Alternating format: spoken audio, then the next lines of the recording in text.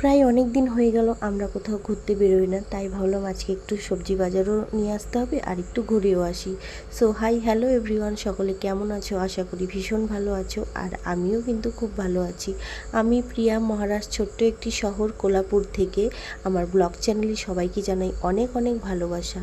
So দেখো, আমরা কিন্তু এখানে রাস্তায় বেরিয়ে গেলাম, আর সোনা মামামকে একটা পাতলা জামা পরিয়ে দিয়েছি, কারণ এখানে প্রচণ্ড গরম, আর ও কিন্তু গাড়িটা ধরে টানাটানি করছে যাওয়ার জন্য। বাইরে ঘুরতে এত ভালোবাসে কি আর বলবো। তোমাদের বাচ্চারাও কি এরকম? আর দেখো, সোনা মামার মাথায় তেল দেওয়া হয়েছে, তার জন্য না ওর চুলগুলো একদমই দেখা যাচ্ছে না। তারপরে সোনা মামার পাপা কিন্তু তালা মেরে চলে আসলো, আর এখানে দেখো আমরা কিন্তু এখন বেরিয়ে যাব। এই দেখো, রাত্রের ভিউটা কিন্তু ভীষণ সুন্দর লাগে। এটা কিন্তু বড় রোড না, তবে তবুও ভালো লাগে। বাইপাস হয়ে আমরা ঢুকে গেলাম, আর খুব সুন্দর একটা জায়গা তোমাদের সঙ্গে শেয়ার করব। এই যে দেখো, দোতলা বিল্ডিংটা, এটা কিন্তু ডাক্তারের চেম্বার বলো, নার্সিংহোমও বলতে পারো, ছোটোখাটো। যাই হোক, আমার সোনা মাম্মাম কিন্তু এখানেই হয়েছিল জন্ম।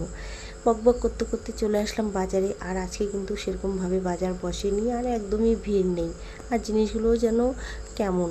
যাই হোক, আমরা কিন্তু নিয়ে নিলাম এক কান্দা কলা। অনেক দিন ধরে কলা নেওয়া হয়নি, তাই জন্য ভাবলাম যে আজকে কলা নিয়ে নিই। আর তার মধ্যে দেখো আঙ্গুরও ছিল, আঙ্গুরটাও নিলাম, শেষ মনে করো এই বছরের আঙ্গুর, তো ভাবলাম নিয়ে নিই। আর এখানে দেখো অনেক দিন পরে কালো বেগুন পেলাম। কালো বেগুনটা কিন্তু আমি ভীষণ ভালোবাসি, যার জন্যে কালো বেগুনটা আমি দুটো নিয়ে নিলাম। আর কি বলো তো, কালো বেগুনটা না খুব একটা ভালো ছিল না, একটু বীজ হয়ে গেছিলো, দেখতে মনে হচ্ছিলো খুব ভালো। যাই হোক, ঠকে গিয়েছি। আর নিয়ে নিলাম শশা। শশাটা গরমে খাওয়া সবাই আমরা জানি খুব ভালো, আর মানে খুব ভালো লাগে খেতে। তারপরে চলে আসলাম আমি আমার মন পছন্দ জায়গাতে। এই জায়গাটা কিন্তু আমার ভীষণ প্রিয়, আশা করি সব মেয়েদেরই ভীষণ প্রিয় হয়। তারপরে দেখো, অপেক্ষার অবসান ঘটলো। আমি কিন্তু এখানে ফুচকার প্লেট নিয়ে দাঁড়িয়ে গেলাম, আর এখানে কিন্তু পেঁয়াজ, ছোলা, মটর এইসব দেয়, তো সেইগুলো একটু একটু করে খাচ্ছিলাম ফুচকা বানাতে বানাতে।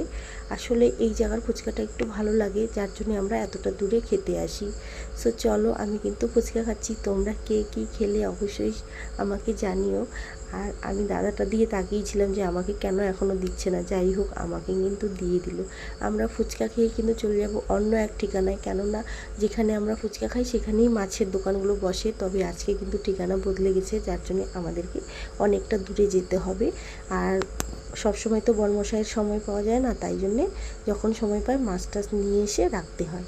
যাই হোক, এখানে মাছ নিতে চলে আসলাম, আর দেখো বড় একটা রুই মাছ নিয়ে নিয়েছি, কারণ অন্য কোনো মাছ ছিল না, আর মাছটা কিন্তু ভালো ছিল। যাই হোক, ব্লগটা এখানে শেষ করছি। ব্লগটা কেমন লাগছিল সবাই জানিও। দেখা হবে নেক্সট ব্লগে, ততক্ষণে অনেক অনেক ভালো থেকো। Tata, bye bye, see you.